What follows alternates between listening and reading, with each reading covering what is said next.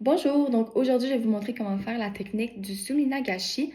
Donc ce qu'on va avoir besoin pour faire l'atelier aujourd'hui, c'est un récipient avec de l'eau à l'intérieur, soit de l'eau température pièce ou de l'eau froide, ça fonctionne super bien.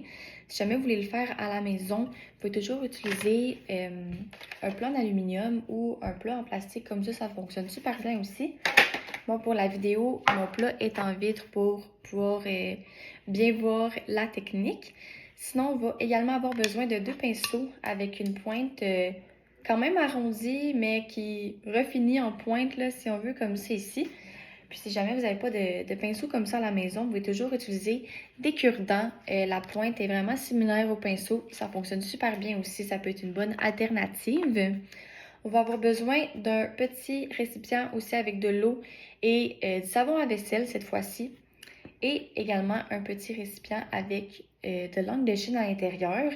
Moi, ce que j'ai à la maison, c'est de l'encre de Chine noire, mais vous pouvez toujours utiliser de l'encre de Chine de couleur. Ça peut super bien fonctionner aussi puis arriver à d'autres résultats. Ensuite, pour ce qui est des papiers, il faut utiliser un papier qui est pas trop épais, pas trop mince non plus. Moi, à la maison, j'avais 3 types de papier à ma disposition pour faire l'atelier. Du papier carton, du papier aquarelle, que c'est un papier qui est un peu plus épais.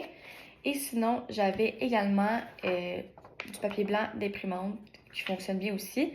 Pour la vidéo, je vais utiliser le papier carton. Pour ma part, je trouve vraiment que c'est le meilleur rendu sur ce papier-là. Mais à la fin, vous allez voir, je vais vous montrer les autres résultats aussi. Puis vous choisirez le type de papier que vous préférez. Rien ne vous empêche de tous les essayer aussi. Donc, de chaque côté de moi, j'ai les 2 récipients. Donc, d'un côté, j'ai mon récipient avec l'encre de Chine et de l'autre, celui avec de l'eau et du savon à vaisselle. Je trouve que ça fonctionne mieux pour venir travailler la technique du suminagashi.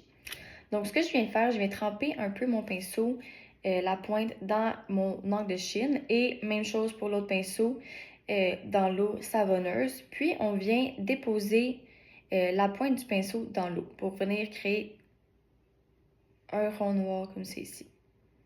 Et ensuite, on vient faire la même chose en fait avec l'eau savonneuse pour venir créer un rond transparent. Puis, on y va comme ça vraiment aléatoirement dans l'eau. C'est une technique qui se travaille super bien. C'est sûr que c'est difficile un peu de contrôler comment les formes arrondies vont avoir l'air, si on veut, avec le mouvement de l'eau, le mouvement de l'eau savonneuse. Ça vient vraiment faire quelque chose d'abstrait dans l'eau. Donc, c'est vraiment une technique comme de marble, si on veut.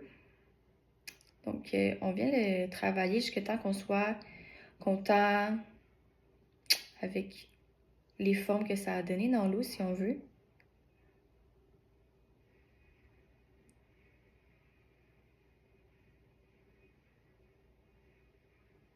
Rien ne vous empêche de venir faire d'autres ronds ailleurs pour venir expérimenter la technique.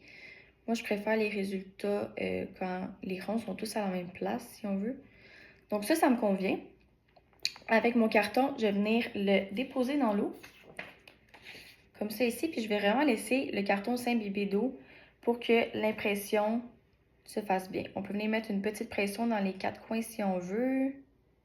Puis vraiment, quand le papier est tout imbibé, là, c'est le moment de venir retirer le papier. Puis je trouve vraiment que c'est avec le carton qu'on voit le mieux, en fait, là, comment ça réagit. Donc, avec le pinceau, je viens relever un coin de la feuille et je retire le papier tout simplement. Donc, ça ressemble à ça ici. C'est vraiment beau, c'est vraiment une technique intéressante. Puis, pour les autres cartons, en fait, quand les autres papiers, quand c'est sec, ça ressemble à ça ici. Donc, ça c'est pour le carton. J'en ai un autre ici. Donc, ça fait différent. Le papier d'imprimante, il est venu comme gondoler un peu. Donc, c'est peut-être un papier qui est trop mince à travailler, mais ça donne un super beau résultat quand même. Puis, finalement, pour le papier aquarelle, je pense que c'est un papier qui est peut-être un peu trop épais, mais ça fonctionne super bien aussi. Ça vient peut-être faire un effet plus de fumée. Puis, c'est ça, quand on retirait le papier, en fait, ça venait un peu plus glisser. On dirait que c'était un papier peut-être moins absorbant, mais ça donne un super beau résultat quand même.